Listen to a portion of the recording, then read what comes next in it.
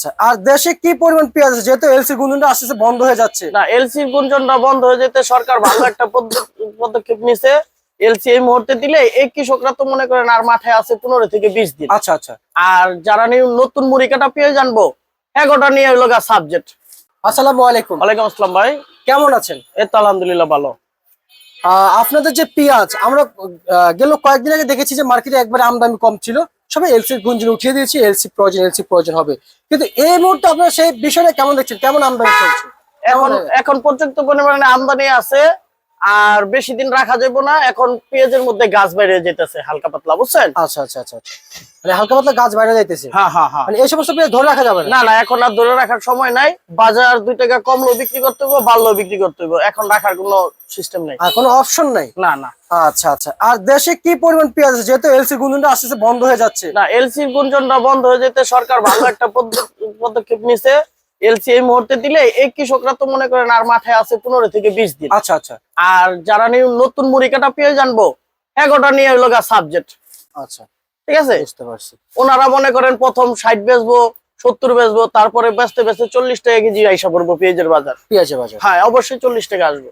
আচ্ছা আচ্ছা আচ্ছা, কারণ পর্যাপ্ত পরিমাণে পেঁয়াজ করছে, বলছে। এবার বীজের দাম কম ছিল, মাঝে আবার একটু বাড়ছে, এখন আবার কমছে, এইভাবে চলতেছে। ভাই আমার মনে হয় কি আমাদের দেশে যে কৃষক রয়েছেন, কৃষকের রসুন দিয়ে কিছু দাম সরকার যদি 100% গ্যারান্টি দেয় আমাদের দেশের পেঁয়াজ আমাদের দেশে 12 মাস চলে যাব, যে বাইরের কোনো পেঁয়াজ আনবো না।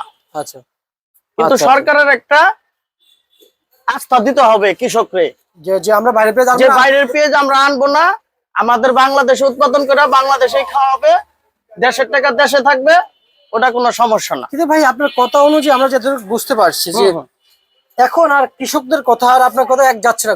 আপনি যেভাবে বলছেন এভাবে কিন্তু গভর্নমেন্ট দেখা উচিত, কিন্তু সেই তো দেখছে না। না না, গভর্নমেন্ট তো এখন তো গভর্নমেন্ট যে পরিস্থিতিতে যে পদক্ষেপ নিছে অনেকটাই কৃষকের পক্ষে দেখছে, অনেকটাই কৃষকের পক্ষে দেখছে। ইনপুটারগো প্রতি আগ্রহ রাখে নাই বেশি, কারণ 1 মাস পরে হলো আপনার নতুন পেঁয়াজের আমদানি হবে। নতুন পেঁয়াজের আমদানি হলে হলো হাজার হাজার মন আমদানি হবে প্রত্যেক দিন। ঠিক আছে, বুঝতে পারছি। তাহলে এবার বলেন যে তামা বিল দিয়ে তাহলে কেন এলসি ঢুকছে? সেটা ঢুকলে তো বাজার, সেটা তো আগ্রহ বাইরে যায়, ইনপুটাররা কাছাকাছি নিয়ে আসে মালটা, ওই মালটা তারপর ব্যাগ যায়, বাজার নষ্ট হয়ে যাবে, কোন রকম ভাবে একটু অন্যভাবে মালটা আসে। আচ্ছা, ঠিক আছে, মানে যে স্বাবলম্বী হওয়ার জন্য। হ্যাঁ হ্যাঁ হ্যাঁ, ওইটা আসে, ওইটা কোনো সমস্যা নাই। কিন্তু পেঁয়াজের বাজার মনে করেন শ্যামবাজার 100 টাকাও আছে, আবার 60 টাকাও আছে ভাই। আচ্ছা, তা আমাদেরকে যে ন্যায্য বাজার সেটা জানাবেন। আজকে মোটা পেঁয়াজ যাচ্ছে, মোটা পেঁয়াজ হাইব্রিড মাল যাইতেছে আপনার, এটা যাইতেছে 100 থেকে 105 টাকা। আচ্ছা আচ্ছা আচ্ছা আচ্ছা, হাইব্রিড। হ্যাঁ হ্যাঁ, আর যে মোটা ছাড়া মিডিয়ামটা যাইতেছে আপনার 90 থেকে 95 টাকা। 90 থেকে 95 টাকা আজকে বিক্রি চলছে। আর মাছলাটা যাইতেছে আপনার 80 থেকে 85। 80 থেকে 85। আচ্ছা, আর রসুনের বাজারটা কিভাবে দেখছেন? রসুনের বাজার ভাই, রসুন এবছর যারা রাখছে এরা অনেক লসের দিকে আছে। আলু তো মনে করেন লসের দিকে আছেই। কিন্তু ওনারা যাই করছে ওইটার কোনো যার যার সাবজেক্ট আলাদা ভাই।